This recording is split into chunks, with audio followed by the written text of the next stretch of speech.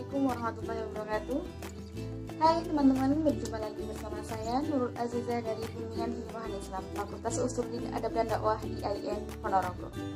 Apa kabar semuanya? Semoga keberkahan, semoga kesehatan selalu menyertai kalian. Dalam video saya kali ini saya akan membahas tentang konseling lagi, masih seputar konseling.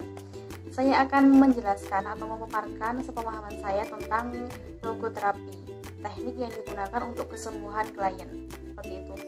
Nah, sebelum kita lanjut ke video selanjutnya, jangan lupa untuk bantu like, bisa meninggalkan komen kalau ada kritik dan saran, kemudian silahkan subscribe channel saya, dan juga boleh di-share.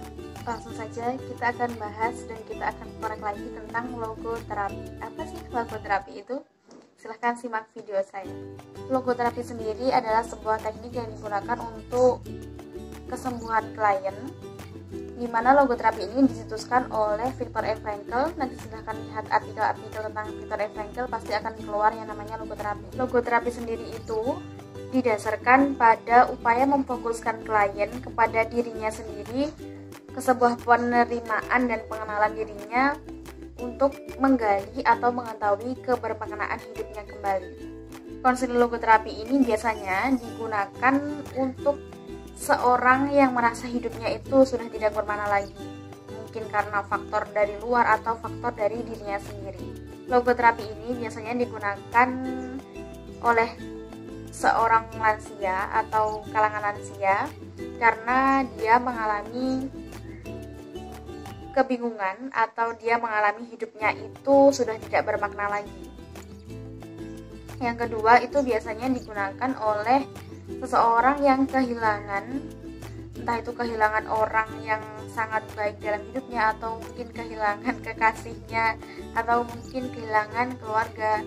Itu bisa menjadikan kehilangan bermaknaan hidup. Ketika logoterapi ini digunakan dalam lingkup orang lansia, kenapa digunakan dalam lansia? Karena seperti ini, seorang lansia itu pasti merasakan hidupnya sudah tidak bermakna lagi, karena mungkin yang pertama, secara fisik dia mengalami penurunan fungsi. Mungkin ya penyakitnya orang tua, mungkin ketika akan digunakan bergerak, dia merasa cepat lelah atau merasa sakit semua, seperti itu. Kemudian dia disuruh anaknya untuk sudah di rumah saja ibu atau bapak, jadi mereka anak-anak yang bekerja. Nah seperti itu, dia merasa saya menjadi tidak berguna. Selain faktor fisik tadi, ada beberapa hal yang bisa menjadi pemicu seorang lansia merasakan hidupnya tidak bermakna, yaitu karena faktor kognitif dan faktor psikososial. Biasanya seorang lansia itu sangat menginginkan dirinya untuk bisa melakukan aktivitas atau bisa bergabung dengan lingkungan sosialnya, sangat berguna begitu. Inginnya dia itu tetap menjadi bagian dalam lingkungan sosial, berpartisipasi, tetapi seorang lansia itu pasti mempunyai keterbatasan daripada mereka yang lebih muda. Bahkan ada yang mengatakan seorang lansia itu kembali kepada masa awal anak-anak lagi. Bukan karena fisiknya loh ya yang kembali pada anak-anak, tetapi keinginannya untuk diperhatikan, keinginannya untuk ada temannya bertukar cerita, keinginan untuk selalu bersosial, atau keinginan untuk selalu berkecimpung dalam dunia luar. Untuk mengetahui dirinya itu bahwa sebenarnya dia itu bisa, dia itu berguna, seperti itu.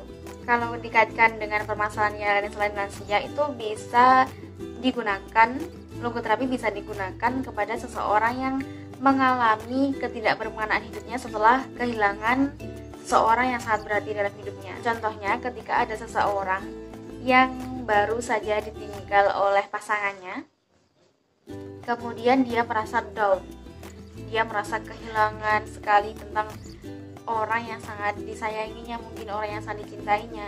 Kemudian dia itu merasa hidupnya itu sudah tidak bermakna lagi, karena dia merasa hidupnya itu sudah tidak bermakna lagi. Untuk apa dia hidup? Untuk apa dia melakukan aktivitas-aktivitas tanpa dia atau tanpa seseorang yang dia sayangi tersebut? Dia merasa kegiatannya itu hampa, dia merasa dirinya itu hanya sekedar melakukan aktivitas tanpa ada manfaatnya. Ketika kita menemui permasalahan seperti yang saya sebutkan di depan tadi, seorang konselor itu bisa menggunakan teknik logoterapi dengan tujuan agar si orang yang merasakan kebermaknaan hidupnya itu telah tiada, kita munculkan kembali, kita gali lagi, kita sadarkan bahwa klien ini sebenarnya masih mempunyai hidup yang amat bermakna untuk orang lain, bukan hanya untuk seseorang atau bukan karena pandangan dirinya sendiri. Dalam konseling logoterapi ini ada beberapa tahapan.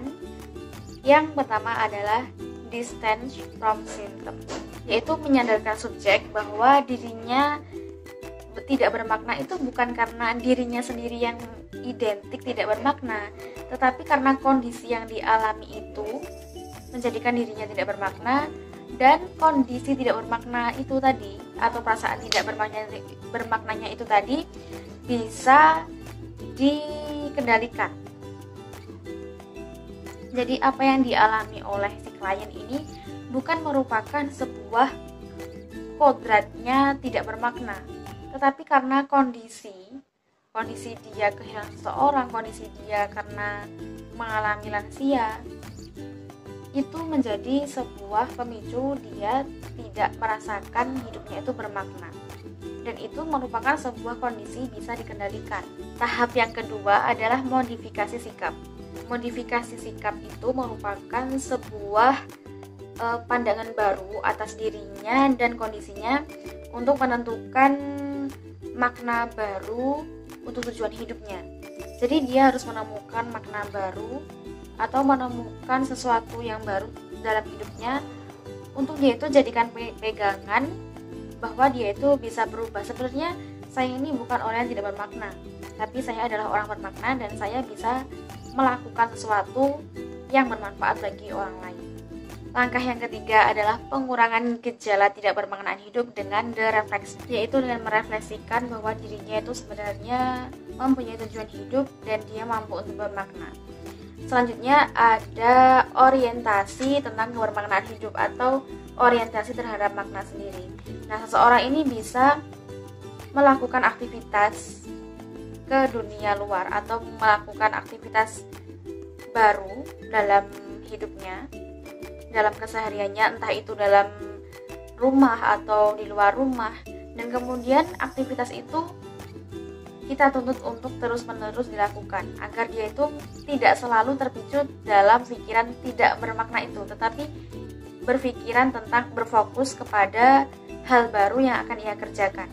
Misalnya dia di rumah mengerjakan sesuatu atau berlatih apa, kemudian di luar rumah dia bisa berkecimpung di dunia sosial yang tidak memberatkan dia. Misalnya ketika di lingkungan sosial ada untuk lansia, misalnya ada perkumpulan ibu-ibu lansia yang mana di situ ada senam sehat, ada penggalian kemampuan, atau misalnya melakukan sebuah kegiatan membuat sesuatu atau merajut atau apa, hal-hal yang simpel tetapi tidak memberatkan lansia dan bisa digunakan untuk mengalihkan fokus atau menyadarkan bahwa dirinya itu masih berguna. Jika ini digunakan kepada seorang yang telah kehilangan orang yang bermakna dalam hidupnya, itu bisa dilakukan dengan melaksanakan atau mengadakan kegiatan dalam kesehariannya. Apa hal yang paling dia sukai? Misalnya dia suka menulis atau mengarang cerita, membaca, atau lebih suka bersosialisasi di dunia luar, itu bisa digunakan untuk menggali kebermaknaan hidupnya. Oh, ternyata saya ini masih bermakna, ternyata saya ini masih berguna di dunia luar, ataupun saya berguna bagi diri saya sendiri atau berguna bagi orang lain. Dalam ulasan yang sudah saya sampaikan tadi, dapat disimpulkan bahwa konseling logoterapi itu dapat digunakan kepada seseorang yang kehilangan makna hidup, dan dengan konseling logoterapi ini bisa diterapkan bahwa seseorang itu bisa memunculkan kebermaknaan hidupnya dengan melakukan aktivitas-aktivitas baru atau pandangan-pandangan baru yang ditumbuhkan dalam